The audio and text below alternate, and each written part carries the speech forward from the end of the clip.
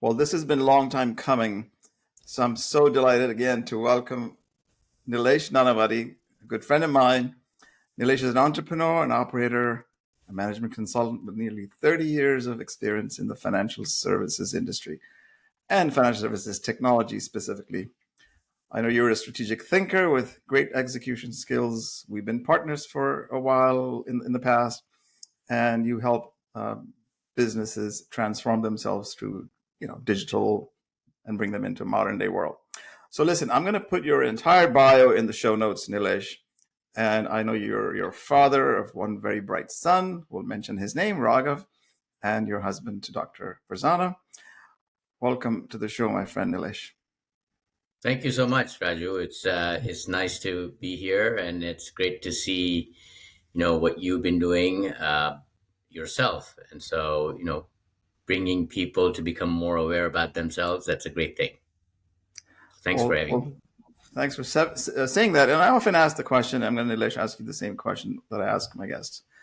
Um, I want to know who Nilesh is rather than what Nilesh does. Okay. Obviously, that's a question that, requires a whole lifetime for some people to figure out. And I think it's a great question. I've thought about that in my own journey of my own life. And I'd say that at this point in my life, who I am is, I've come to know that there are certain things that I really like. And as a result of that, that's who I am. So, for instance, I like to create things. I like to build things. I like to fix things. I like to plan around things, organize things. And so if you ask me who I am, that's who I am. When I introspect and, think about myself, what I enjoy, that's really who I am, right? Someone who's intellectually curious, but then likes to take that next step into engaging in whatever activity there is to kind of drive it to a certain outcome. That outcome may not be completely the end of the goal. It may be partly leading to that goal, but nevertheless, it's to create, and that's where I really thrive. That's who I am. That's awesome. So, since we're beginning with a little bit of philosophy here, and you've had 30 years, you've spent a lot of time in established corporate, roles, and the transition to entrepreneurship. Before we get to that, I know you're pretty much raised. I know you're Indian origin, like me, but raised in the United States. Is that correct? That's correct. Yeah, I came Yeah. here when I was about 13 years of age. So Okay. just when I was starting to be So, a teenager. okay. So, start going from corporate to the unpredictable world of entrepreneurship. How did you redefine your understanding of risk and success? I mean, what philosophical shifts did you have to make to embrace this new path fully? And you've been at it now for, I think, 15 years or so. Yeah, I think that, to me, I define success in a different way, right? Probably not just in a monetary terms. I tell my son, he asked me, Dad, what's the difference between wealth and being rich? And obviously, wealth has a broader definition. And I always felt that wealth is not just about, how much money you have, but it's also about whether you've truly learned from the life that's been given to you. And so, I you asked me earlier who I am. I tried to take those things and put it into practice to bring satisfaction to myself. To me, that's the goal I'm trying to pursue. Now, in that process, you also asked about risks. So there's risk in everything, right? And so to me, risk is relative to the effort that you are making. And if I tell you that if I pursued a professional life with rather than being an entrepreneur, of course there were certain risks there that I would have taken. In the path I've chosen to take, I've taken some risks as well, and I was more aware of the risks I was taking before getting into and choosing that path, right? And so to me, risk is about not just failing, it's more about how you perceive your perception of that failure and how you learn from that, right? And so I don't see myself as someone who's necessarily benchmarks to others. I'm actually, my family will tell you, I'm least, uh, in a personality to when I set up to pursue a goal. And if you look at my own career, when I commit to something, I commit every commitment I've made, it's been beyond at least 4 years, right? And that means that you have to have the endurance, you have to have the distance to go at it. And that means you also deal with risks. And so you take into account those things. And there are risks that you're willing to live with, and then there's risks you're not willing to live with. And so Mm. that's how I kind of view it. I don't know if I addressed your question. Well, our audience is full of corporate professionals who look for inspiration from people like yourselves, who come here and talk about, you know, the journey and or the turning points in their life that cause them to do that. So I think it's very helpful, I'm sure, for them to hear this is like, okay, it's, what is that risk that I'm taking when I quit my job, right? So that's really helpful for sure. And so none of this resilience that you talk about as a leader in the space that you're in, uh, there is a lot of consciousness and awareness that comes with it, right? So this podcast or this show is called Bold Conscious Connections, and this season is about um, talking about bold entrepreneurial tales. So this is really a perfect way to have someone like you describe what they've been through. So how do you integrate consciousness into your leadership and your decision making processes, not style but process, especially when technology often outpaces regulatory ethical guidelines and all these other rules that are out there that try to contain and understand technology, right? So, what principles guide you in ensuring that innovation that you're after for your clients does not compromise, your own standards of ethics? Let's call it that. Yeah, I mean, I think that, for me, I have a very, how would I say, I spent a lot of time when I was younger, and I was lucky enough to have an upbringing where there was a deep sort of ingraining of philosophy and the I wouldn't call it, I would call it the Vedic philosophy. So, there are certain principles that guide me, right? And I've always used that as my moral compass to engage in whatever activity I do, whether that's working with clients, whether that's working with my family. And that moral compass is fairly intact. And it has been it has been tested, but it has been intact for a long time. And so I tend to use that as a way to guide uh, what I'm doing, even with clients and even with technology. So one of the things in that moral compass says that there are always trade-offs, right? And in everything you do. So whether it's a path you choose, there's a trade-off. Whether it's a client advice that you do or you provide, there's a trade-off.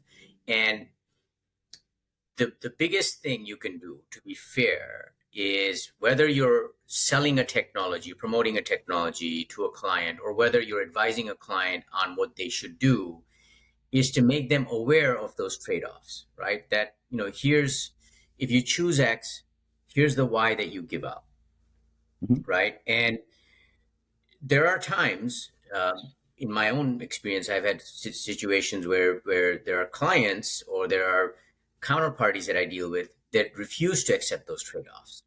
and Sure. and that's where the challenge comes in, whether you continue to try and get them over that hurdle, or you sometimes walk away from it, because you just can't do anything about that, right? And you try and pursue another path. So that's how I tend to view whatever decisions, whatever advice I render. Mhm. So, in that context, are there practices that you have? I know you said Vedic philosophy of the Indian origin, like things that are incorporated part of your daily life that keep you centered and to the core of what you just said. You just said. I mean, I've yeah, I actually do maybe about 5 to 7 minutes Mhm. daily prayer every morning. And I've done it ever since I was probably 10 years old. And that just, to me, that's an anchor, right? That's a moral anchor. Yep. It resets my compass. So if you imagine, every day this ship right here is all over the place like this, and then next morning comes up, boom, you get anchored again, and you say, you know what? What's important in life? This is what's important. What's my journey? This is what I'm doing. I Mhm. need to go and do that, and then I recenter myself, and then I pursue that day as Mhm. is. Great. So that brings me to talking about working with others as part of sustaining motivation, vision, leadership with people that you work with. Um, keeping yourself and your team motivated towards that long-term goal of, let's say, OPCO, the one that you're co-running, especially under stress or the fear of failure. Could you share how you've cultivated resilience within your teams, for instance, and what practices do you have you found most effective in maintaining that collective focus and energy of the team? Yeah, I mean, as an entrepreneur, and before OPCO, I've learned these things. Just being an entrepreneur, is that you can't assume anything, right? You have to go and do it yourself, right? And most entrepreneurs I know, they don't wait, they just engage, right? And whether in hindsight the engagement was worth it, or whether they should have thought things through before, that's not really the point. The point is that they're driven by that energy, right? And so, to me, the way I cultivate that type of a culture within OPCO is, and my business partner as well, is that we we have it's not an official motto of OPCO, but we do have something where we call, get stuff done, Yep. right? And we have team members who are junior, who are, less experienced than us, and the best way to for both of us is to show them how to do it is just by doing it. It's the only way you do it, right? Mm. Especially in an operation where you're trying to build things, right? And so when people see you do things, they will be inspired, hopefully, right, to Yep. do things themselves.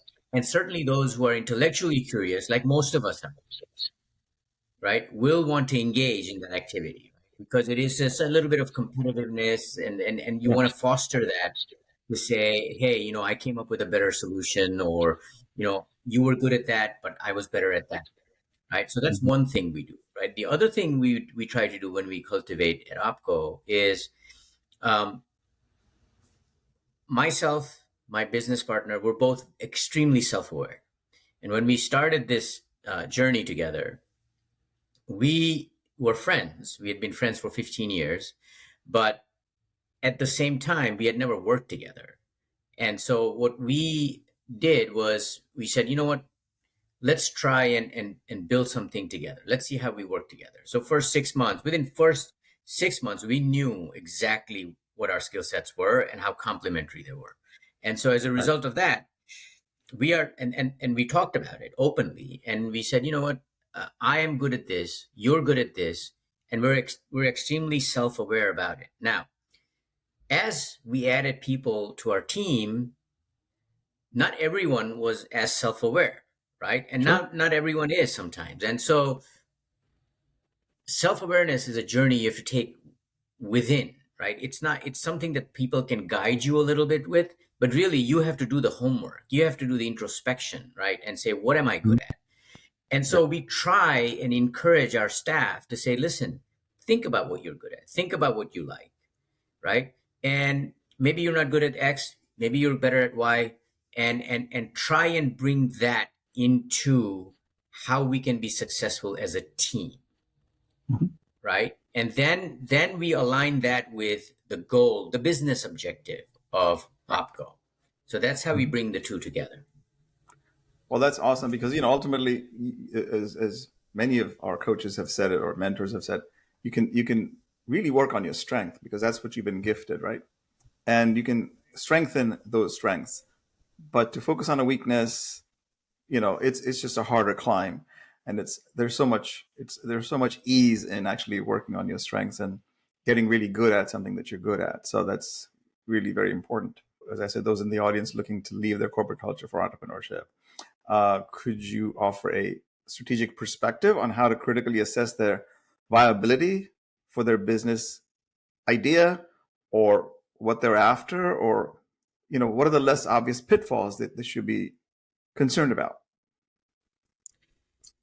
Yeah, I mean, I first of all, I'm a student of life myself, so I don't Mhm. know, if I can offer a very comprehensive advice on that because I'm still learning, and one should always be learning. I still learn Yep. from my own son, um, but I will share some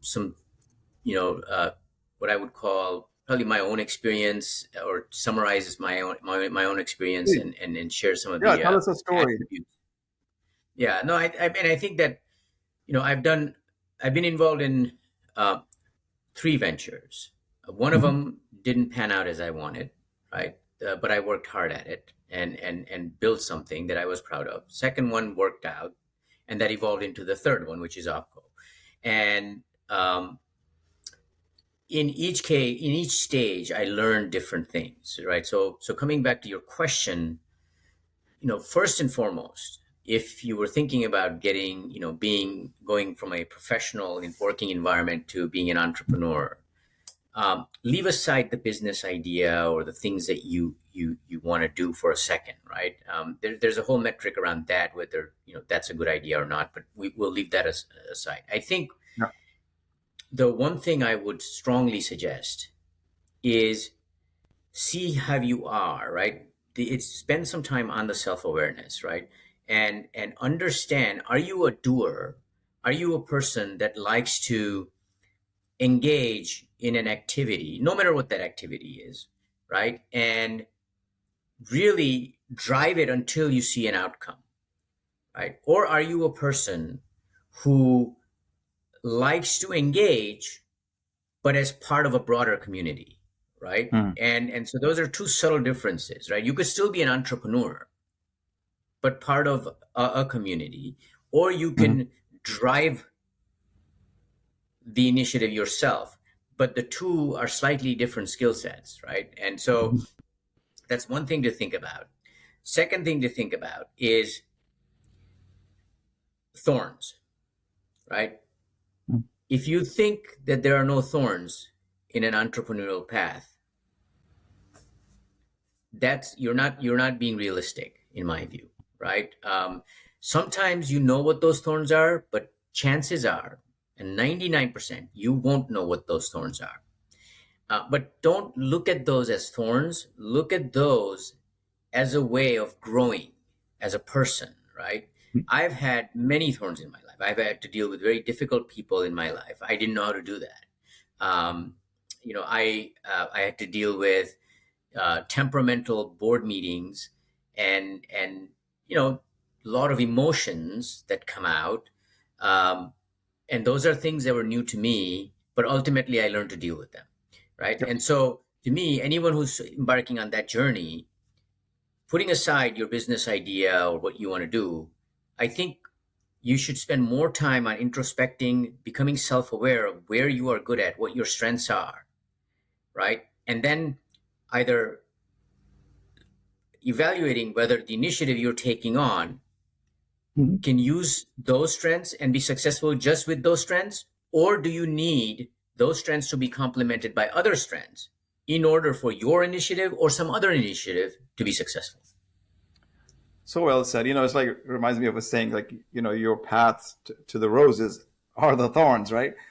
If you get worried about the thorns, you'll get off and never finish what you started out, was to make, the roses come out, in your garden, right? So it That's right. is, yeah. So we the path is not necessarily, going to be full of wonderful, but of, beautiful skies and all the time, right? So yeah, that's for sure. The entrepreneurship journey is a very spiritual one. That's what I say. So, but yeah, that subtle difference is important to point out for those listening. So, going to some practicality here, Nilesh, can you reflect on, in your career, including the businesses you've been in, could you an example of where a particularly challenging problem required not just, a new solution, let's say, uh, but rethinking of the problem or reframing the problem itself? I mean, what was the situation? How did you approach it? And evolved through that experience, like a little short story. Yeah, I mean, I think that, you know, to me, I don't know if something comes to mind immediately, but I would tell you that when I was running a software business, right, we had a set of individuals that I was working with that, and I was brought into that situation from an outsider's perspective as an Sure. advisor. Um, and these guys had created something really nice. That started off on a good footing.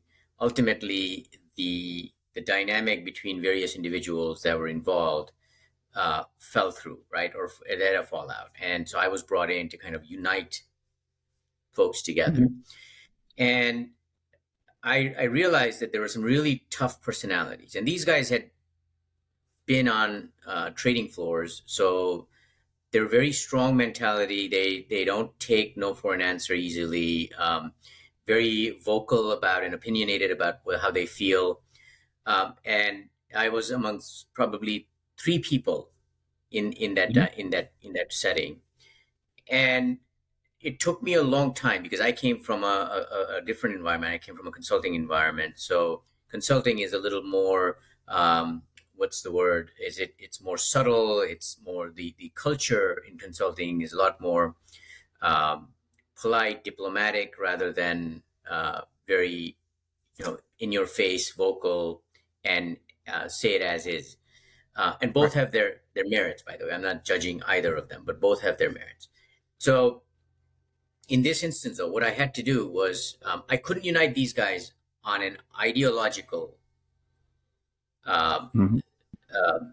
mission. What I had to do was to get them to unite on a business type of a mission, right? And so we had to kind of go in and say, listen, we're all bright individuals. We all disagree on certain things, but one thing we agree on is that this market is evolving, and we know that technology is going to change the way this world works. So, how do we get most of the people we know to adopt more technology, right? And I kind of Mhm. changed the compass a little, changed the direction of where we were going. And when we did that, it actually diffused a lot of the personality conflicts and Mm. got people to focus more around, hey, how do we beat the competition and how do we win clients, as opposed to trying to figure out whose idea is the brightest, Mm. right? And so it took a little bit of learning from for me, as well as a sort of a unification process for the people I was involved with, because they didn't know me. These guys had all Mm. worked together before, and Right. so Right. I was the new person. But I think that also partly helped because I was, in a certain degree, an objective voice. Mhm. So I think Wow. that's one example I can give you. No, that's great. So, people listening, this is part of the process, right? So let's take, for instance, where you are right now, and you don't have to talk about OPCO so much, but the environments right now are pretty dynamic and unpredictable for the most part, right? So how do you prepare your company for unforeseen challenges, shifts in the market, and what does it mean to be future ready in your definition? So first of all, the future readiness, right, is always revisited for us, Mm. meaning that yes, we have a vision of where we want to go, but the current environment that we live in is so dynamic, right? It's always changing, and so the way we prepare is if you sort of think about our mission and our sort of goal at OPCO, when we started off, our intention was, let's try and bring whatever we know onto the marketplace. That marketplace includes both fintechs as well as larger financial institutions, and that process happened. Now, in Mm. that process, people started coming to us and say, "Hey, since you know this world so well, can you help us do X, Y, Z?" Right? And so it's almost like one action led to another consequence, which then led to further action. And so the way we have evolved our business is we started off with larger institutions, then smaller fintechs came to us, say, can you help us do XYZ? And now as we look at where we're heading, right?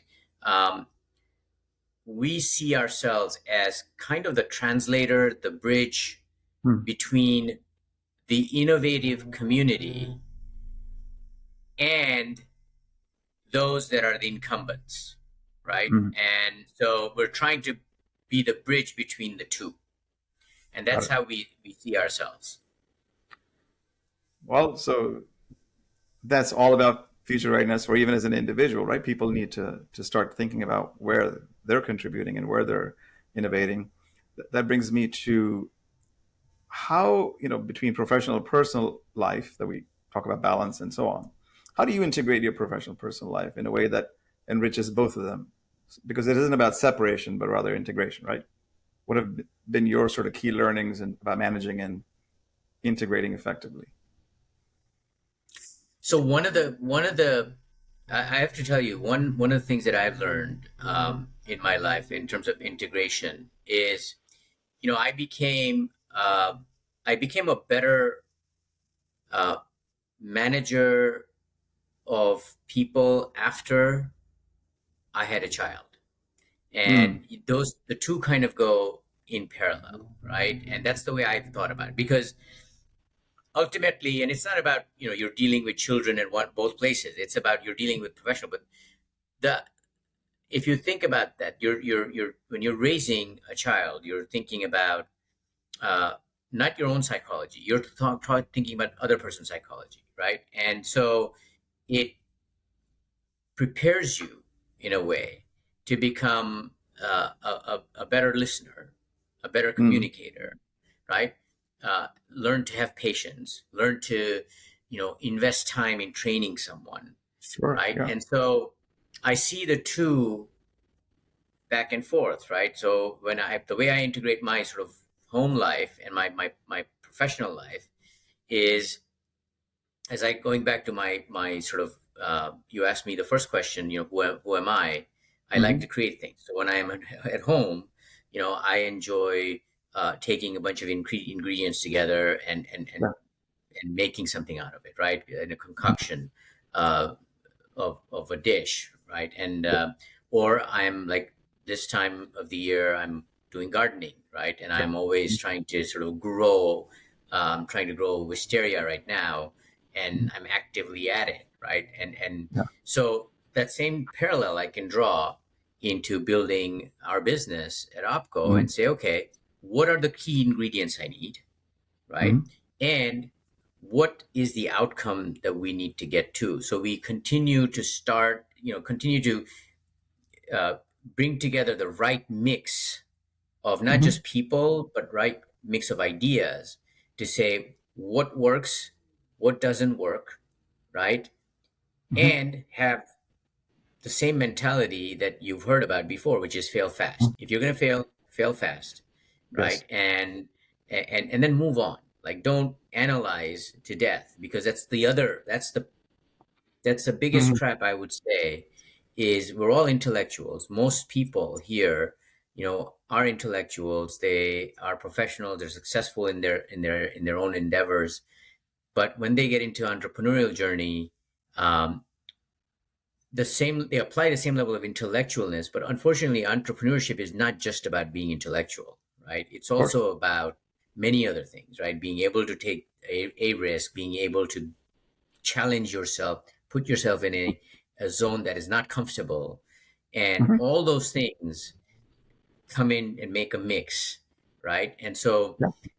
same concept here, for me, is that when I try to put myself, when I'm at home, into an environment where I'm building something, same process when I'm at work, right? The Right. No. Sure. communication at home with the family versus the communication with my colleagues and my partners, right? And Mhm. those, I try to keep both of those even keeled, because Mm. ultimately, remember one thing: I talked about moral compass and anchoring. Mhm. If I drift from that, then it's something I'm not comfortable with, Mhm. right? Yep, So I use that as a way of to manage both sides. that's great. So, I have this saying that, you know, successful entrepreneurs or successful people manage their energy, not their time. You're such a good example of that, Nilesh. So thank you for sharing that. All Thank right. you. So one question before we switch to rapid fire. I hope you're open to rapid fire questions. Sure. Okay. So we touched earlier about what advice you would give, to aspiring entrepreneurs, in terms of being wedded to their idea or what have you, but who seek not just to start a business, but to create one that is deeply aligned with their personal truth and, of course, societal contribution, right? So, what advice would you give them, given our uncharted waters that we're navigating these days? I mean, the one thing I would say is just listen to your inner voice, right? Mm. And first find your inner voice, then listen to it.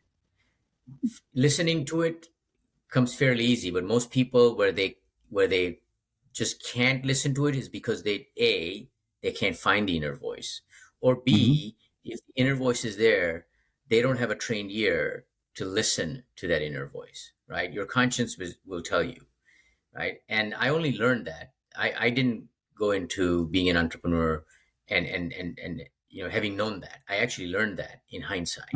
And so Right. that's the benefit that I share with others, is that if I'd done that exercise, I would have done this earlier, right? I would have just gone into it, because that's how I am, Mhm. right? I go and do things myself. I don't assume things. If I need to, even if I have to do a very grunt type of task within our firm, I'll go and do it. It's just Right. because that's my nature, right? That's how I am, and I truly became one with my nature. And so, to me, that one advice is is extremely important, because Sure. most first time entrepreneurs, right, when they face that challenge, many of them give up, right? Hmm. And either they give up or they realize that what they've taken on is a lot more than what they actually thought Yep. they were going to take on. And so, to me, that inner voice and connecting with the inner voice and training yourself to listen to the inner voice is the most important thing.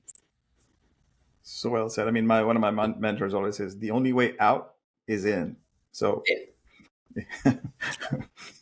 all right. That's right. So let's switch to some quick rapid fire, and you can answer in one word or a short sentence. Uh, Number one, coffee or tea in the morning. T. One book that has profoundly influenced your life. Vedanta treatise. Ooh, I have it on my bookshelf right there. Um, Essential trait for an entrepreneur. Self-awareness. Okay. An absolute no-no for an entrepreneur. Ego. Love it. Preferred way to relax. Self-reflection. All right, last one. Your go-to activity for family time. Cooking. All right, we share that. Well, Nilesh, this has been such a pleasure and very long awaited, as you know. You've been hiding, not wanting to come up in front of the camera, so I appreciate you being here.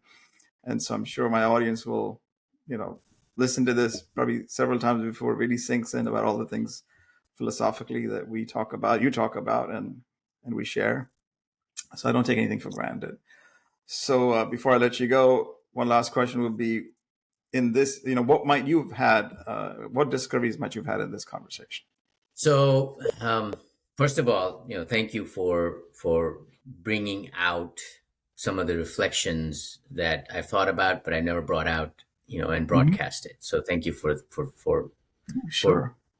helping me do that, right? And I think that's an important uh, point I wanted to make. But um, and I think your other question I forgot.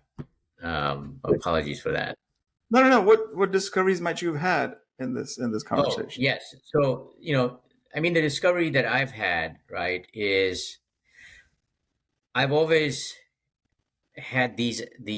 I've always thought about these things, right? Hmm. Things that we talked about, right? Self awareness, what attributes, um, in a subconscious way. I never consciously thought about it, Hmm. right? And so I think it's befitting to the title of your podcast, right? And so it's bringing out what's within, Hmm. right? And it is, you're helping people become more self-aware, which is an important mission, right? And so um, I think that's the nice piece that, to me, I learned about it myself. Like, it forced me to kind of bring these things out Hmm. into the forefront.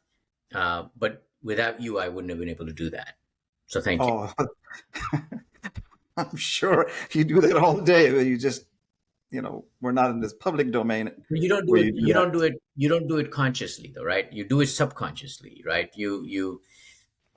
I tend not to.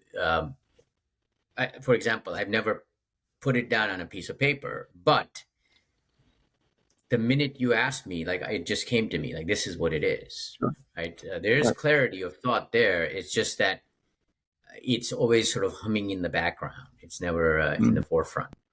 Well, I call this on my board here. It says six hidden senses for that reason. It's also in my book. I wrote about it. So, so those six senses are out there for people to tap into. You're already doing that, as you say. It's subconscious, it's unconscious, but consciousness is about bringing them to the awareness, your conscious awareness.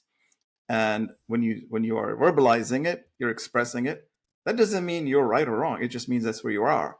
And if something has to happen or change, it helps you find your voice and be able to re-express in ways, because this, who knows, this is going to be there for posterity, right? So who knows in what year somebody's going to listen to this conversation and maybe get something out of it. Even then, who knows, because these are Yes. sort of eternal truths, right? So these don't change that much. So anyway, my goal here is with this podcast is really, I call it the unity consciousness as a subtitle, largely because we are, as a human race and humanness, we're connected.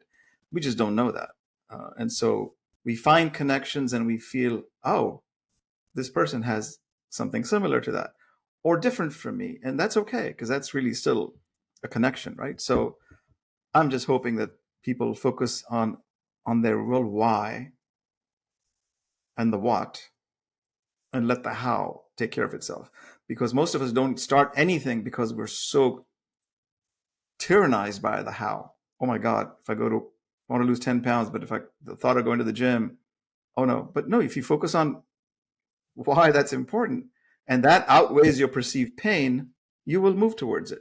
Otherwise, you will not, right? So entrepreneurship, starting something new is all about that, right? Because it's all fear first, rather than so the fear of the how, instead of saying, I want to do this. My desire is burning inside of me. So I know why I want to do this, whatever your reasons are. Then you move with it. And then whether you find thorns along the way or other things along the way, that's the how. That's never going to be easy.